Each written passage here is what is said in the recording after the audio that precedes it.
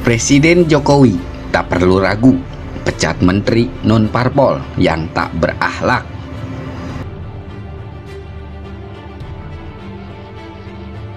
Sebelum kita lanjut, jangan lupa subscribe dan nyalakan loncengnya agar tidak ketinggalan info terbaru lainnya dari Tanda Kutip.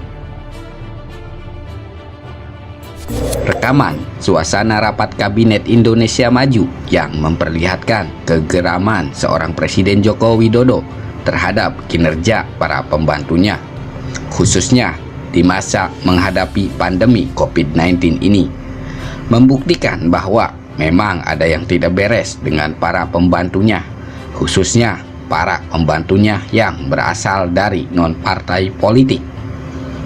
Dari awal pembentukan Kabinet Indonesia Maju dan pasca pelantikan para menteri, Presiden Joko Widodo dengan jelas dan tegas mengatakan bahwa tidak ada visi misi menteri, yang ada adalah visi misi presiden dan wakil presiden.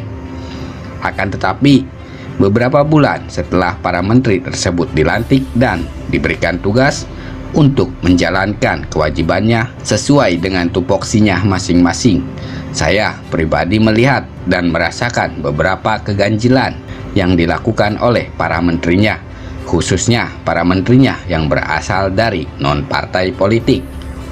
Awalnya saya berpikiran bahwa mungkin saja para menteri tersebut hanya gagap dalam menghadapi tugas barunya, yang biasanya tidak pernah berurusan dengan masalah birokrasi.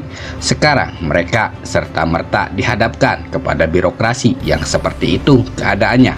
Tapi setelah sekian lama mengamati, dugaan awal saya kemungkinan benar adanya.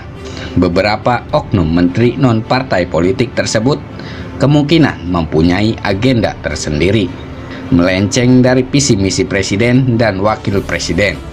Sedangkan menteri-menteri yang berasal dari partai politik, mereka relatif lebih loyal dan patuh mengikuti petunjuk serta arahan dari Presiden Joko Widodo. Mungkin hal tersebut terjadi karena menteri-menteri yang berasal dari partai politik sudah paham betul bagaimana itu politik dan bagaimana itu mengelola sebuah hubungan politik yang didasari oleh kepercayaan, etika, dan komitmen. Tapi tidak dengan menteri-menteri yang berasal dari unsur non-partai politik. Sempat beredar video sebuah deklarasi dukungan untuk Capres 2024 yang memuat gambar salah satu menteri yang dulu digadang-gadang bisa memimpin sebuah kementerian agar menjadi lebih baik.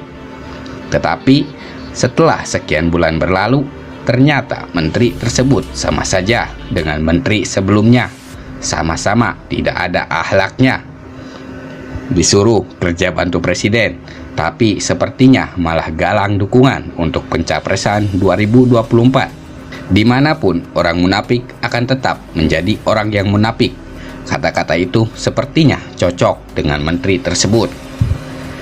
Usia boleh muda, bisnis boleh mentereng, tampang boleh keren, sangar, mirip-mirip Yakuza, tapi loyalitas terhadap pimpinan ternyata nol besar. Gerak-geriknya selama ini di kementerian yang dia pimpin jelas sekali terlihat hanya untuk mengakomodir teman-temannya sendiri, mungkin penganut paham koncoisme, atau jika dalam bahasa kasarnya penganut paham oligarki kekuasaan. Selain terlihat hanya sibuk memberikan pekerjaan untuk teman-temannya sendiri, kelakuan menteri itu juga sangat berpotensi membuat citra buruk terhadap Presiden Joko Widodo.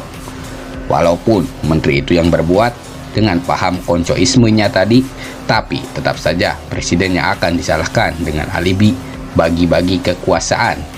Dan tentunya itu tidak bagus dalam sebuah rencana untuk membangun sebuah legasi. Presiden Joko Widodo paham betul bahwa 2024 nanti dia sudah tidak akan bisa lagi menjadi presiden. Dia ingin meninggalkan sebuah legasi yang baik terkait kepemimpinannya selama ini nantinya. Tetapi ketika periode kedua ini dimulai, ternyata ada menterinya yang berasal dari non-partai politik mempunyai agenda sendiri-sendiri, sehingga ada risiko terputusnya kelanjutan program-program yang telah dijalankan semenjak dari periode pertama lalu, dan legasi itu mungkin tidak akan pernah tercapai. Lebih baik Presiden Joko Widodo segera mengganti para pembantunya yang terbukti tidak loyal dan punya agenda sendiri-sendiri, agar visi misi Presiden dan Wakil Presiden bisa terlaksana. Mumpung sekarang belum ada 1 tahun masa kepemimpinan di periode kedua ini, lebih cepat mengganti akan lebih baik. Presiden Joko Widodo tidak perlu ragu untuk melakukan reshuffle kabinet, karena toh di 2024 nanti juga sudah tidak akan maju lagi sebagai calon presiden. Presiden sudah tidak punya lagi beban politik di 2024 nanti. Di periode kedua ini adalah waktu yang tepat untuk segera mewujudkan legasi yang ingin dibangun.